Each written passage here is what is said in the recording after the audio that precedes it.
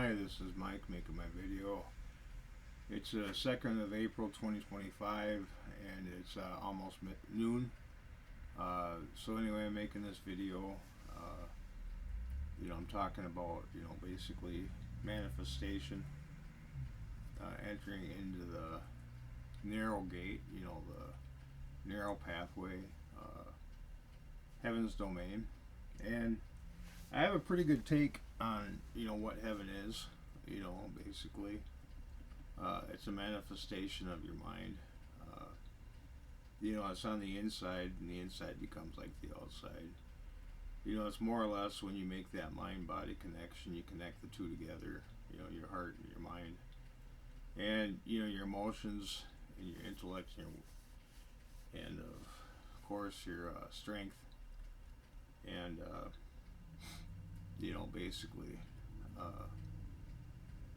your spirit and all that. So you connect all those together. You got the four cardinal points, and you basically make them all go in the same direction, and you connect your unified being, the four parts of your being: the lion, the bull, the eagle, and the man. And you basically connect all four of them. So once you do that, basically you raise your energies. Yeah, you have single pointedness, the law of correspondence, the male and female energies, giving and taking, determination, and of course, basically sacrifice. You have to give up a lot. You have to give up everything at the perfect sacrifice. So once you do all that, and then you have gratefulness. You're thankful. So once gratitude. Once you have all those cardinal points, and of course, the hermetic principles all in order. What you do is your eyes become opened. It's a process that's involved. You have to lay the neural networks, and you have to prepare your mind. Your mind has to be ready for it, and then you make your move. You do your sacrifice, and then of course you enter in. But once all those things that you have can't follow you, your family, your friends,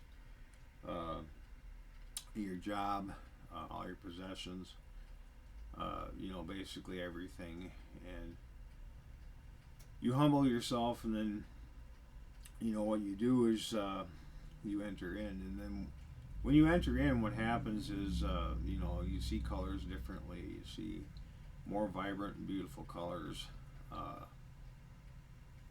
Basically things happen that are supernatural. There's scrying, there's alchemy, there's transmuting of metals and stuff like that, and then of course just having things manifest, and then of course creating things. You can create life.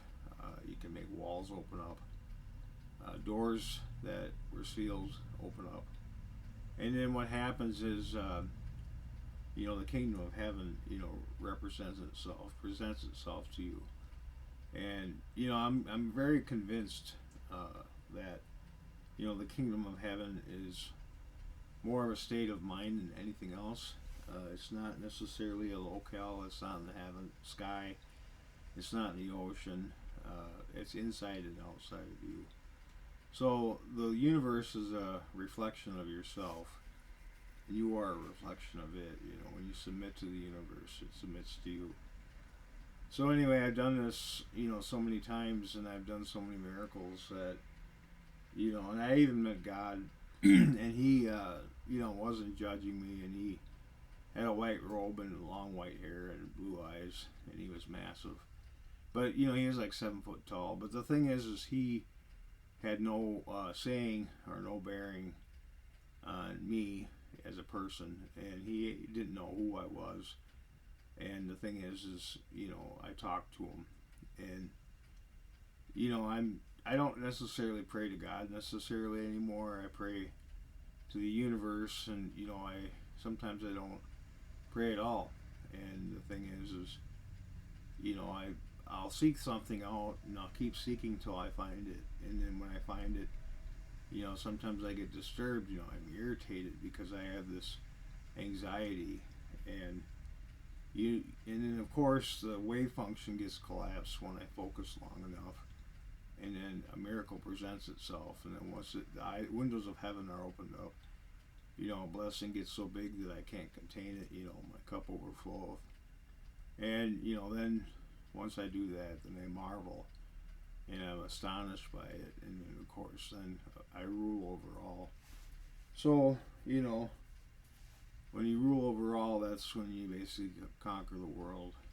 And I pretty much figured it out. That it's all basically a construction of my mind.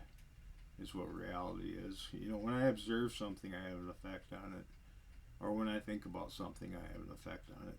So with that being said, I kind of live a lonely life. It's lonely on the top. My reality is so much different than everybody else's. Once you let the genie out of the bottle, you can't really put it back in. You don't go back to go and collect $200. Once you get to that point of no return, there is no return. I can't go back to who I was 10 years ago and think the same way as I did back then. A lot of the things I desired back then, I don't desire today. And you have to have a burning desire as well, to make something manifest. So, if I don't have that burning desire, then it's a moot point. I can't really manifest anything because I don't have the burning desire anymore. It's no longer with me. And I don't ask the same questions as I used to. I don't have the same desires as I used to. So, with that being said, I'm kind of stricken with a mental illness, bipolar, with psychotic features, or basically schizoaffective bipolar type. And it's really ultimately something you have to have. You have to basically be stricken with some kind of disorder. But the thing is this disorder works like a double-edged sword. In one way, it's actually a very destructive force, and it can be very damaging to my well-being. But then again, on the other hand, it's like I can see things and hear things that most people can't see or hear, and I witness things that would just completely baffle you if you were to truly be there at the same time I was. But I've done this stuff in front of people, and I have manifested things in plain sight in front of people. So the thing is sometimes you get a small manifestation, but then that usually leads to a very large one. And I've been to heaven. I understand pretty much what's involved in it, and I understand that everything's just a manifestation of the human mind, even other people, and myself included. And with that being said, I live by myself. I live alone. I live a solitary life, and you have to be alone in order to manifest these things. If I had a girlfriend, and I was dedicating my time and energy and efforts to her, basically I wouldn't have the ability to manifest like I do. And I discovered that long ago when I was married, and I actually put that whole idea of being married to the side, and I gave up on that. And I gave up on my job, and I gave up on my property and possessions. And my knowledge, I didn't lean on it. I no longer basically followed the scientific principles, the empirical knowledge. I gave up on that. And then basically, when I did all that, then finally, I had a major amount of energy. When you're bipolar, you have a lot of energy. And that's something that differentiates a regular person from a bipolar person. So anyway, I had this bipolar mania, and along with that came a lot of intuition, a lot of knowledge, and a lot of good feelings and stuff like that, euphoria, expansiveness, and bliss. So, with that being said, uh, I just basically tinker around with things. I buy things when I get a good deal on them. I used to have a car lot. I gave up on that. And I gave up on women and wine, useless knowledge. I no longer go to college. And, I just no longer do any of those things. I live by myself. God lives alone, it says. And really, the way it's supposed to be stated is a God lives alone. They never had a in Middle English as far as language was concerned, and they never had that. So it's actually a God lives alone. And, ye are gods, and then I became like a god, as far as the archetypes go. From the fool all the way to the hermit, and everything in between. And I've done some major acts, and I've had the fall like Adam had, and it was not fun. It's an empty feeling. It's where you feel completely listless, and you have no energy, and you have no ambition, and you just feel devoid, like empty. So it's not a fun feeling, and I went through that, and I recovered. So now I just basically collect things, and I tinker with things. And I eat, drink, and be merry. If I want to take a shower, I'll take a shower. If I want to go for a drive, I'll go for a drive. If I want to tinker with my computer, I'll do that. Or if I want to play video games, I can do that, or whatever. So, I don't have to answer to anybody else. I have no friends. I have no girlfriend. Basically no job, no college education anymore. I used to have education. But I've done everything that I could almost do, and I've been everything there is to be. I became like God, and there's no higher executive office than that. So I've done that, and I've done everything almost there is to do, and I've had almost every type of merchandise there is to have. So now I just live a frugal life, and I'm prudent, and basically that's really what it is, and. Very few things interest me anymore. I don't have the interest that I used to. And I know that reality is so much different than what a lot of people put their labels on. I don't label things necessarily. I'm an existentialist, and I make sense out of the chaos that we live in.